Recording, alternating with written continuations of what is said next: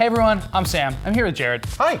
We're unboxing the Retron 5. It plays games from 10 different retro systems. And we've had a Retron in the office for a while, but we didn't have it in the box. We got a cool early copy of it, and we've been playing it for months. We actually like it a lot. But we're gonna show you what's inside this box that you can get right now. If you're lucky, it's actually been hard to get. It has been hard to get. These are fairly difficult to find. They're in short supply even now. And I think we're gonna pull this tab right here. It's got this kind of nifty, like cut-off shape to the box here.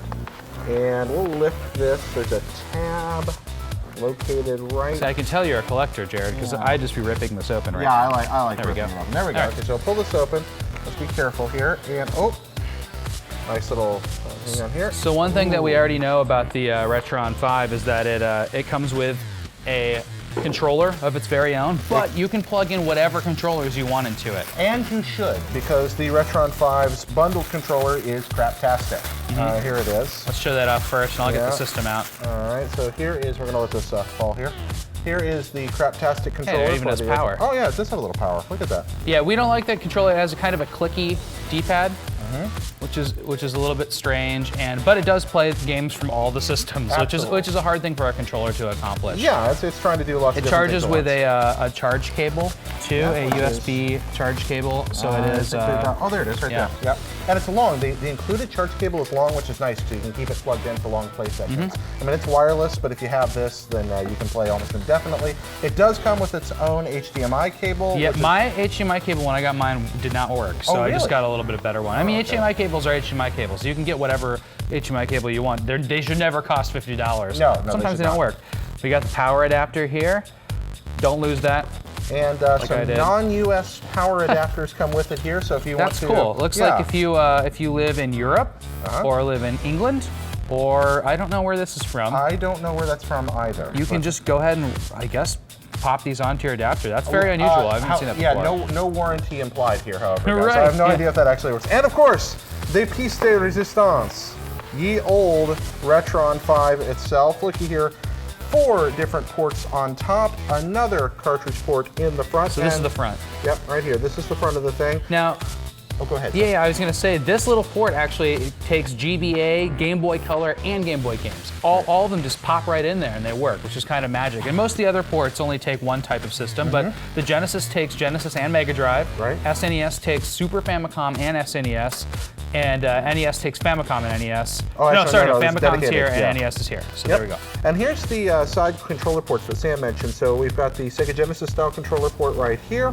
Next to that, the NES controller port. Next to that, the SNES Super Famicom controller port. And they're on the other side too, for your two-player. And it's kind of cool, you can plug in a controller and get through the menus of the system, because actually when you turn it on, there's a whole system menu that's built in. What we know about the Retron now is that it plays games in, first of all, great HD quality from with HDMI, but the interesting thing is that it actually takes the game and puts it on the stored memory on the system somehow. So if you pop out the game while you're playing, it'll play for like 3 seconds more. But that means that it can do a lot with software to make the game look a lot better. But you can use your old cartridges. Why is this better than emulating? People always ask. It's because Jared and I have giant boxes of old games sitting around. And we love collecting them. We love the original packaging. We want them to look good when we play them on contemporary TVs. And as much that's why this is cool. As much as I love using the original hardware, it looks awful on HD TVs, and it's getting harder and harder to find, or just by keeping a CRT around. This sucker really does a nice job making it look good on a flat screen television. And it's because of this. It has an HDMI port. That's the only output. The SD card can be used to load cheats on, and you can also update the firmware on the system. And then you have your USB cable for the remote to charge, or for the controller to charge it. And then finally, you have your power supply. So it's actually very simplistic on the back. And you can't do component or composite or anything. You have to do HDMI. It's a plug-and-play unit. 720p. Yeah, grab your own game controllers, whichever ones you prefer. You can control the operating system with the controllers. Bonus, if you have a Super Nintendo mouse, you can control the OS with it, which is just the coolest thing ever. Got some stickers for your hot rod? Yeah, stickers. Look at that. Skateboard, hot rod, etc. And of course, an instruction manual. It was fine glossy paper quality though. The one, I without an instruction manual with my early build I didn't realize you have to hold the power button for like 5 to 10 seconds to start the system. You might just think the system's broken when you get it, but you have to hold it for a long time to start it up. I think that wraps up the main features of the Retron. I will say, we've done a lot of video of how the Retron looks. If you look up our top 125 Nintendo games of all time list, lots of the NES, Super NES games on that list and Game Boy are done using the Retron, and you can just check out how it looks. They look really good. Folks. Yeah, they look great. But that's it. And also, as I briefly mentioned before, these are kind of hard to get. They're for sale on just a few sites, and Retron doesn't sell them directly. So, you know, I would just say if you're looking into getting one, check it out. They're about 130 bucks. Yeah. If you pay more for that, you're a chump, because they are available on some sites for more. Yeah, hunt around, you can find them stuff. That's right.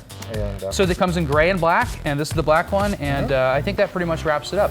For many more retro articles and videos and stuff about old games, keep checking back to IGN, and as I said before, check out that 125 best Nintendo games of all time list. We love that one.